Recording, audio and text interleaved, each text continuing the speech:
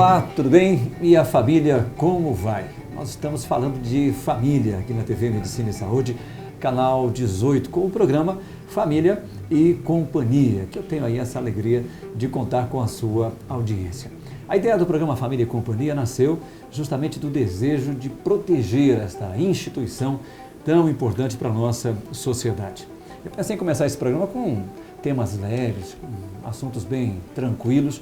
No entanto, as coisas não acontecem da forma como a gente gostaria. Nós temos uma visita importantíssima em Cascavel, acontece um fórum de educação, ética e família, e esse fórum conseguiu trazer para cá algumas personalidades, gente que está brigando e brigando muito para a proteção das nossas crianças, para a proteção das nossas famílias, para a proteção dos nossos direitos naturais.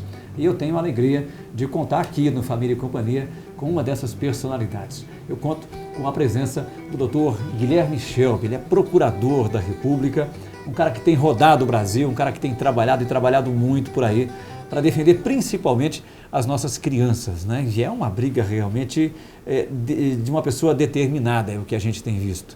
Doutor, obrigado pela sua presença em Cascavel, obrigado pela sua presença aqui no Família e Companhia. Uma alegria ter o senhor com a gente. A honra é toda minha, eu que agradeço. Bom dia a todos. Bom, doutor, com relação a essa luta, essa briga, né? Quando a gente fala isso, numa sociedade que está tão distraída, com tanto lazer, né? Com tanta distração virtual, com tantas possibilidades de se realizar, né? Ou pelo menos promessas de realização, o senhor vem e nos fala de uma luta e de uma briga necessária para proteger crianças e para proteger família. Elas estão realmente em risco, doutor? O risco é tremendo e não é de agora, é de há algum tempo, há muitos anos. As escolas e creches têm sido um local de uma revolução silenciosa. O governo federal brasileiro, também os estaduais e alguns municípios, escolheram as escolas como um local de propagação de uma ideologia moral e sexual abusiva contra as crianças. Isso está sendo propalado através de materiais didáticos. A família está sendo desrespeitada porque os pais não estão sabendo o que está sendo ministrado nas escolas e a lei e a Constituição garante à família a primazia na formação moral dos filhos. Isso é um direito constitucional da família, que a escola desrespeita, as políticas públicas abusivamente desrespeitam. Então é preciso entender, a criança e família não tem como separar, porque a lei determina que os pais têm o direito e o dever da criação e educação dos filhos. Bom, isso está vindo de um procurador da República, né? Alguém que está lá estudando, que está debruçado sobre todos esses casos. Isso nos assusta, porque vindo de uma outra pessoa, vindo de um leigo, a impressão que passa é de uma teoria da conspiração, né? De que é um roteiro de Hollywood, é alguma coisa assim fictícia, né? Doutor, a dificuldade para que as pessoas acreditem nisso, que isso está acontecendo aí dentro das escolas, dentro da televisão, dentro da sala das nossas casas? Tudo isso foi escrito em livros. Os comunistas, quando formularam a ideia do comunismo, eles entenderam que era necessário a destruição da família. No Manifesto Comunista, se você abrir o Manifesto Comunista de 1848, você vai ver que Karl Marx propõe a abolição da família. E, posteriormente, Friedrich Engels, ele escreve um livro onde ele propõe também que seja destruída a família tradicional, porque na visão dele, a família tradicional é a causa do surgimento da propriedade privada. Então os comunistas escreveram livros, os marxistas, os socialistas, eles escreveram textos onde eles contemplam a necessidade de destruir a família tradicional, homem, mulher e filhos.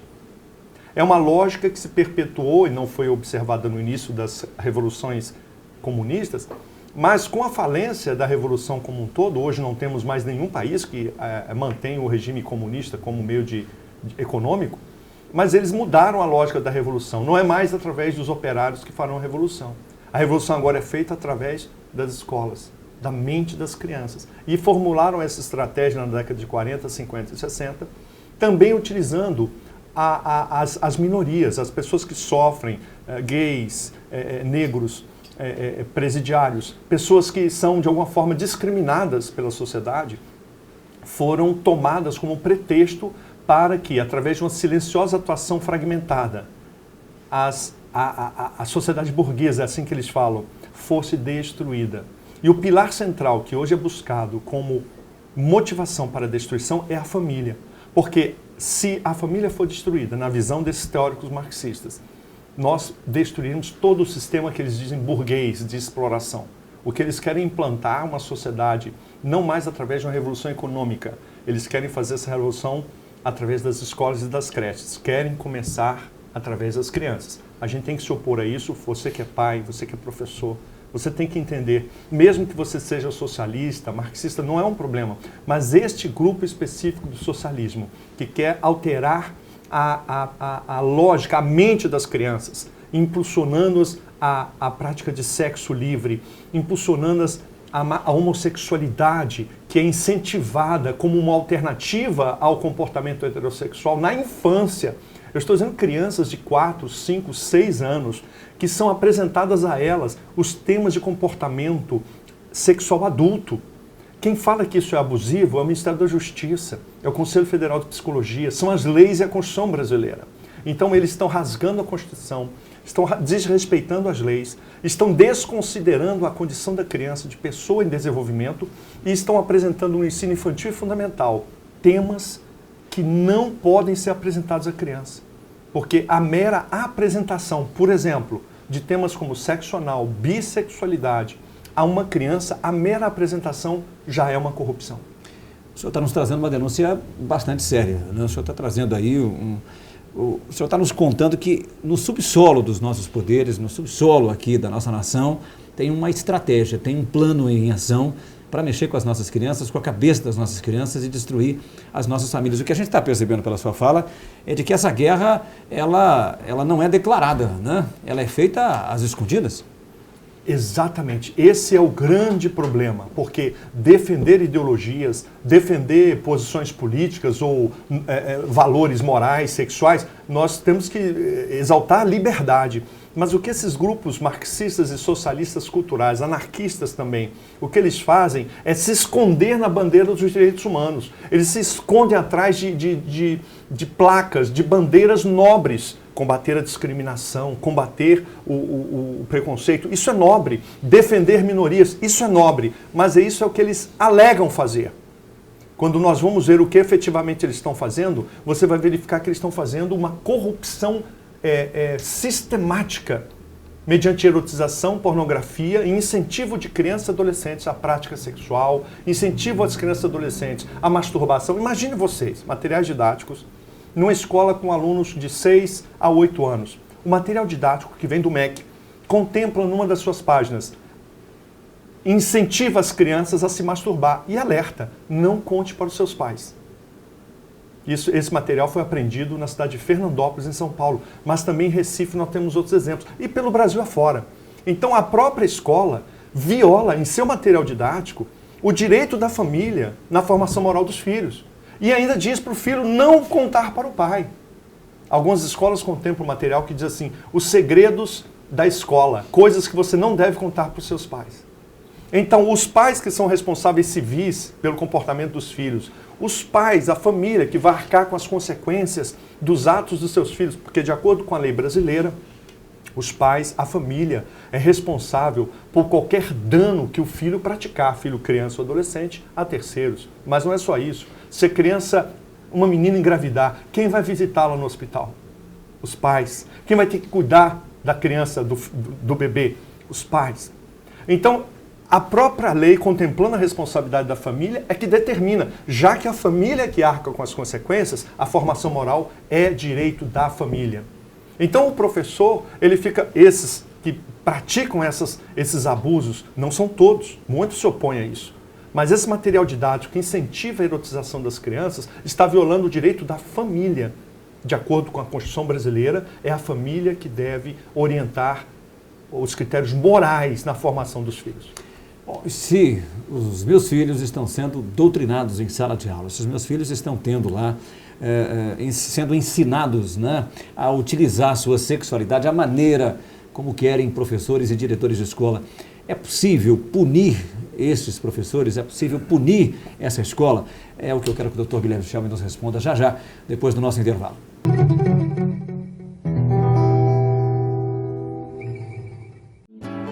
It's a pity you think you made it all by yourself, because you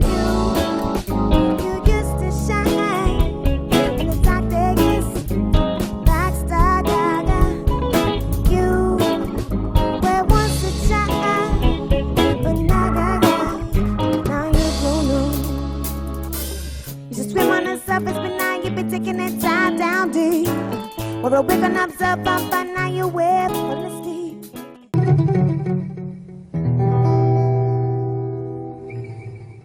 Nós estamos falando aqui na Medicina e Saúde, Canal 18, a respeito de família, a respeito de educação, de ética, de sexualidade.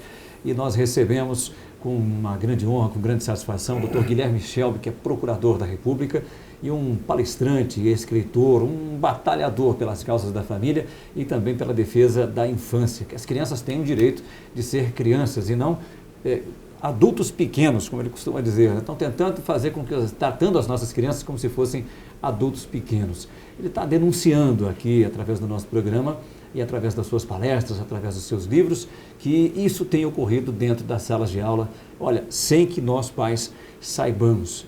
Doutor, a partir do momento que a gente tome consciência disso, que a gente saiba realmente que está acontecendo isso dentro de uma sala de aula, é possível acionar o Poder Judiciário? É possível punir aqueles que estão mexendo lá com a cabeça das nossas crianças? É possível, mas eu proponho antes, conhecendo esse sistema, que nós tenhamos uma atitude consensual. Primeiro, ir à direção da escola, aos professores, às próprias famílias e conscientizá-las de que criança não é um adulto pequeno. Quem reconhece isso são as empresas, as empresas de propaganda e publicidade de todo o mundo. Os conselhos de autorregulamentação de publicidade e propaganda da Europa, dos Estados Unidos e do Brasil, as empresas que querem vender produtos e serviços, elas reconhecem unisonamente, todas, que criança possui vulnerabilidade psicológica. Ou seja, a propaganda dirigida à criança tem que ser especial, porque a criança não tem capacidade de lidar com a informação. Porque pelo seu estado de desenvolvimento, a criança ela não sabe distinguir o que é informado, ordenado ou sugerido. Ela toma tudo de forma ainda muito precoce, ela não tem habilidade. Então, se para publicidade e propaganda isso se revela de forma uníssona em todo mundo, também no Brasil a Constituição reconhece que as crianças precisam de cuidado e ordena que a União classifique os programas de televisão e classifique para proteger as crianças, como fala a Constituição, em nome dos princípios éticos da pessoa e da família. Esse é o texto constitucional. Portanto, criança, na Constituição, é um ser em desenvolvimento que merece proteção integral e prioritária. É a dicção da Constituição Federal. O que está acontecendo hoje é o desrespeito a esse preceito constitucional, o desrespeito à norma do Estatuto da Criança e do Adolescente, que ordena que as publicações infanto-juvenis, qualquer publicação dirigida ao público infanto-juvenil, deve respeitar os princípios éticos da família. Diante dessa violação, nós devemos ir às escolas, apresentar isso para os professores, para que eles já façam a seleção do material didático, para que eles tenham consciência da sua responsabilidade de educador e da responsabilidade da família. Portanto, um primeiro passo é consensual, informar, andar junto com a escola. Naqueles casos em que não houver respeito, aí sim, aí são ações judiciais, o professor pode ser processado criminalmente, ele pode ser processado por danos morais. E aqui eu quero dizer para você que é pai, que é mãe, se um professor ministrar um conhecimento abusivo, desrespeitando os direitos da família, você pode interpor no Juizado Especial de Pequenas Causas uma ação para reparação do dano moral individual. Esse professor vai ser condenado a lhe pagar de R$1.000 a R$3.000 de multa, de indenização, por ter violado o direito da família na formação moral dos filhos. Mas mais do que isso, se for um professor de escola pública, um servidor público, aplica-se a ele o princípio da lei da improbidade administrativa. Essa lei é severa. Aquele agente público que desrespeita os princípios éticos da sua função, de acordo com o artigo 11 da lei de improbidade, esse servidor público, e no caso um professor, ele poderá ser processado para uma aplicação de uma penalidade que varia de demissão, multa de até 20 vezes o seu salário e restrição, suspensão dos seus direitos políticos. Então, a lei de improbidade administrativa é muito severa. Portanto, a gente entende que é necessário esse caminhar consensual, mas onde houver resistência abusiva e continuar a violação de direitos da criança, qualquer família, não precisa ser coletivo não, pelo contrário, qualquer pai ou mãe pode propor ação de dano moral contra o professor e representar o Ministério Público, o promotor de justiça da sua cidade, para que analise a possibilidade de propositura de ação de probidade administrativa contra o professor de escola pública. Agora, o professor, ele não é obrigado a seguir um plano municipal de educação, um plano estadual de educação, um plano mandado pelo MEC, a metodologia implantada pelo MEC dentro das escolas, ele não é apenas um mero transmissor daquilo que vem de cima? Não.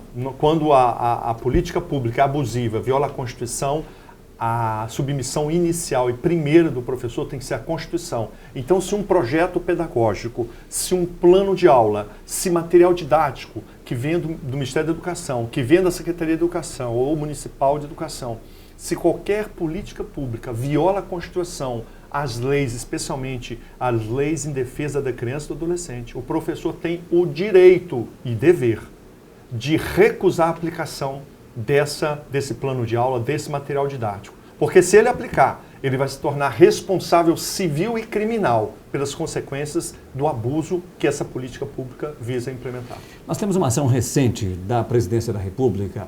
A presidente Dilma publicou no Diário Oficial uma resolução, o procurador que o senhor deve ter conhecimento dela, dizendo o seguinte, que criança, a partir da mais tenra idade, ela tem o direito de decidir dentro de uma sala de aula se ela deve ou não ser chamada pelo chamado nome social. Ou seja, se o João quiser ser chamado de Maria, a professora é obrigada a chamá-lo de Maria lá na chamada ou quando ele vai ao quadro. Também os funcionários da escola, também os colegas devem chamar de acordo com o nome social. Uma outra determinação lá, junto nessa resolução, eu estava lendo, essa criança tem o direito a usar o uniforme de menino ou de menina, ela que escolhe. E também tem o direito de usar o banheiro dos meninos ou das meninas. Isso é uma resolução da Presidência da República. Como é que se comporta um diretor de escola? Como é que se comporta um professor diante de uma resolução da Presidente? Veja que o Guia Escolar de 2011 da Presidente Dilma já contempla a implantação ilegal e inconstitucional, mas contempla o Guia Escolar de Proteção da Criança, 2011, primeiro ano do governo da Presidente Dilma, já contempla o princípio da pedofilia. Foi implantado de forma inconstitucional e ilegal, mas está nos registros da educação brasileira, especialmente infantil e fundamental, o direito ao prazer sexual da criança. Isso é o que os pedófilos defendem.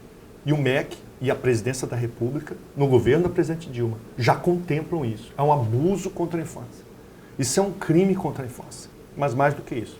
Nesse projeto agora, nessa resolução recente que você acaba de mencionar, ali já está contemplando exatamente essa revolução social.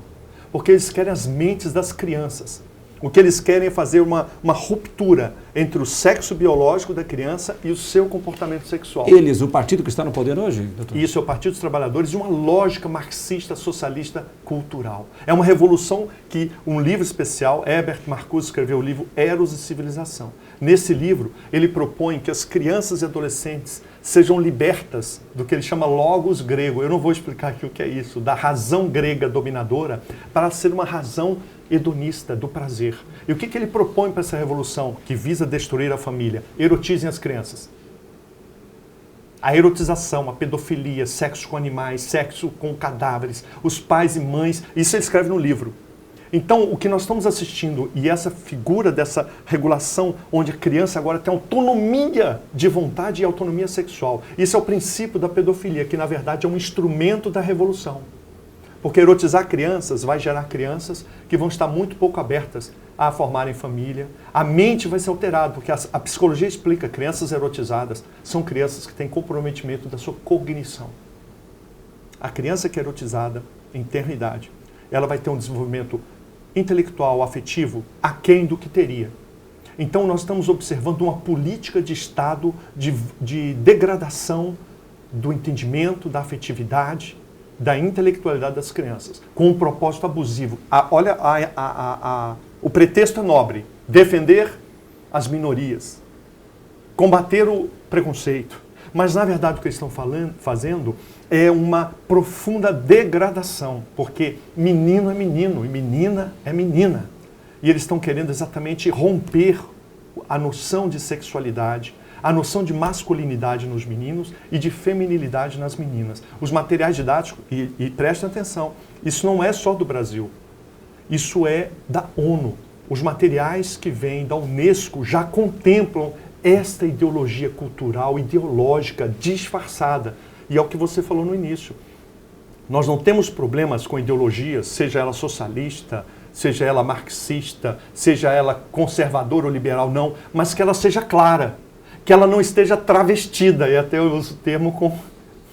Então, está travestida de direitos humanos uma política abusiva de instrumentalização das crianças para a sexualidade. Esses grupos ideológicos até podem brigar, mas deixem as nossas crianças fora da briga. Deixem fora dessa guerra, é isso? Eu costumo dizer, brigue com gente grande, as crianças não devem ser tocadas. Eu gostaria muito de ter mais tempo para conversar com o Procurador da República, Dr. Guilherme Shelby, mas infelizmente, né, a gente tem um tempo curto. Eu gostaria também que você tivesse a oportunidade de apresentar os seus questionamentos a ele, e por isso nós vamos colocar aqui no rodapé aqui do seu monitor e-mails, telefones, para que você entre em contato, para que você mande questionamentos, para que você busque mais informações, para que você tenha acesso a toda a literatura que trata a respeito desse tema, para não ficar só aqui na conversa, né? Para que você vá lá e confira realmente na fonte o que está acontecendo e a partir de então tome lá as suas atitudes. Mas falando em atitude, doutor, para a gente fechar, pai e mãe têm aí a responsabilidade de cuidar dos seus filhos, mas em função de uma série de motivos até justificados, tem ocorrido uma terceirização dessa educação. A gente tem transferido isso para avós, para tios, para a escola, para a televisão, para o computador. É hora de voltar atrás, é hora de pisar no freio e cuidar melhor dessas crianças que estão aí sob a nossa responsabilidade. Sem dúvida, o caminho é unir forças, pedagogos, psicólogos, pais, mães, padres, pastores, pessoas, homens e mulheres de bem. A gente se unir, começar a orientar. Às vezes a pessoa não teve formação, hoje é pai, mas não tem afetividade. Então, todos nós precisamos de orientação. Então, o filho precisa do contato, do convívio, do abraço, do toque. A filha também. Não é só dar sustento, não é só dar escola, roupa, viagens, não. A gente tem que sentar, conversar, ouvir. É muito bom o pai e a mãe que pede perdão ao filho. Olha, não tem coisa melhor do que isso. Porque quando a criança percebe que o papai e a mamãe também estão sujeitos à correção, eu amo quando a minha filha me corrige. E eu tenho o hábito de chegar às vezes em casa, eu estou a 100 metros do portão de casa. Aí eu já tiro o meu cinto de segurança no carro. Aí minha filha de 6 anos, papai, está errado dirigir sem o cinto de segurança.